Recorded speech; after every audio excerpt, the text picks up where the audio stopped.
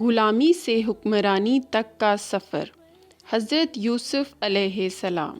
حضرت یعقوب علیہ السلام کنعان میں رہتے تھے۔ ان کو اللہ تعالیٰ نے 12 بیٹے عطا کیے۔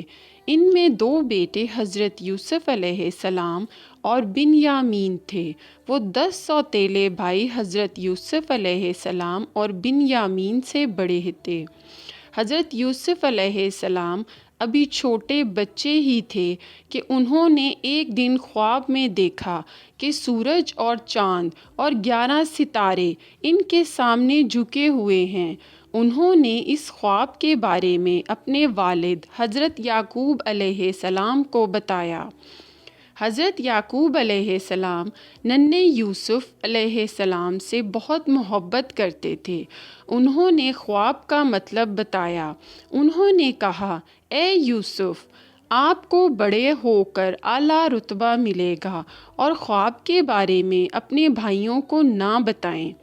حاسد بھائیوں نے حضرت یوسف علیہ السلام کے خلاف سازش کی۔ انہوں نے بہانہ بنا کر حضرت یوسف علیہ السلام کو ساتھ لے جانے کی اجازت لے لی اور دور لے گئے۔ پھر ان کا کرتا اتار کے انہیں اندھے کنویں میں ڈال دیا۔ ان کا خیال تھا کہ ننھے یوسف علیہ السلام کو کوئی دور کا مسافر اٹھا لے جائے گا۔ انہوں نے ننھے یوسف علیہ السلام کے کرتے پر بھیڑ کا خون لگایا اور اپنے والد حضرت یعقوب علیہ السلام کو وہ کرتا دکھایا۔ کہنے لگے، یوسف علیہ السلام کو بھیڑ کھا گیا ہے۔ کرتا پھٹا ہوا نہیں تھا۔ حضرت یعقوب علیہ السلام اپنے بیٹے کی چال بازی سمجھ گئے۔ بیٹے کی جدائی میں رو رو کر ان کی بینائی چلی گئی۔ ایک قافلہ جو مصر جا رہا تھا وہ کنویں کے پاس رک گیا اور ڈول کنویں میں ڈالا تو ننھے یوسف علیہ السلام اس ڈول میں چڑھ گئے۔ جب ڈول اوپر آیا تو قافلے والے خوبصورت بچے کو اس میں دیکھ کر حیران رہ گئے۔ قافلے والوں نے مصر پہنچ کر ننھے یوسف علیہ السلام کو معمولی قیمت پر ایک شخص کو فروخت کر دیا۔ وہ شخص عزیز مصر تھا۔ اس نے ننھے یوسف علیہ السلام کو خواب عزیز سے اپنے محل میں رکھا۔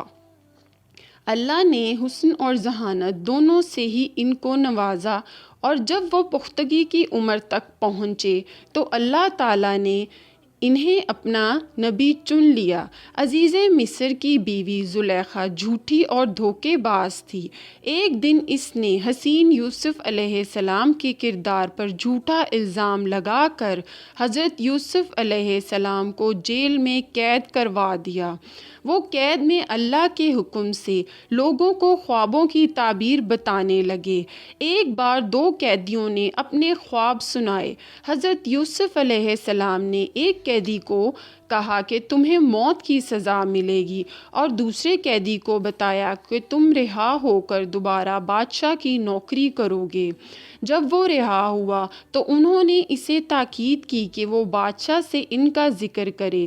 شیطان نے یہ بات اس کو بھلا دی اور حضرت یوسف علیہ السلام جیل میں ہی رہے۔ ایک رات مصر کے بادشاہ نے ایک عجیب سا خواب دیکھا۔ اس نے خواب کی تعبیر نہ دے سکا۔ بادشاہ پریشان ہو گیا۔ تب اس نے قیدی کو حضرت یوسف علیہ السلام کے بارے میں بتایا۔ بادشاہ نے اس آدمی کو حضرت یوسف علیہ السلام کے پاس جیل بھیجا۔ بادشاہ نے خواب دیکھا تھا کہ 7 گائیں موٹی ہیں اور 7 دبلی، اور 7 دبلی گائیں 7 موٹی گائیں کو کھا رہی ہیں۔ حضرت یوسف علیہ السلام نے بادشاہ کے خواب کی تعبیر یہ بتائی کہ 7 سال تک زرخیزی اور خوشحالی رہے گی، پھر 7 سال تک قحط رہے گا۔ اس آدمی نے یہ تعبیر بادشاہ کو جا سنائی۔ بادشاہ نے حضرت یوسف علیہ السلام کو بلا بھیجا۔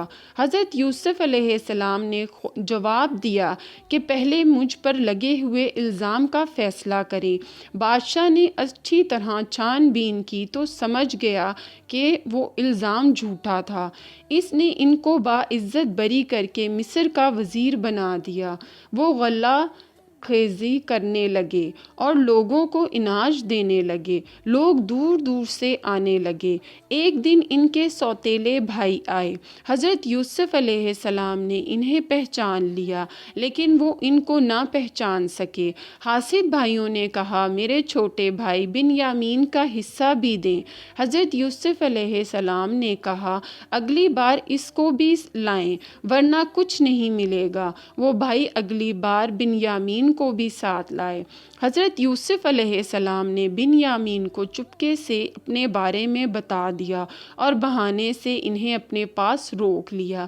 باقی بھائی واپس چلے گئے اور پہنچ کر تو حضرت یعقوب علیہ السلام کو بنیامین کے بارے میں بتایا، جن کی آنکھیں پہلے ہی حضرت یوسف علیہ السلام کے غم میں رو رو کر سفید ہو چکی تھیں۔ اب بنیامین کی جدائی بھی۔ اپنے باپ کی یہ حالت دیکھ کر سوتیلے بھائی مصر آئے تاکہ وزیر سے فریاد کریں۔ اس وقت مصر کے وزیر حضرت یوسف علیہ السلام نے اپنے بارے میں بھائیوں کو بتا دیا۔ وہ حیران رہ گئے اور اپنے کیے پر شرمندہ ہوئے۔ حضرت یوسف علیہ السلام نے اپنے بھائیوں کو معاف کر دیا۔ انہوں نے والد کے لیے اپنا کرتا دے کر انہیں واپس بھیجا۔ کرتا حضرت یعقوب علیہ السلام کے منہ پر ڈالا تو ان کی آنکھیں ٹھیک ہو گئیں اور یوں حضرت یوسف علیہ السلام اپنے والد سے دوبارہ مل گئے۔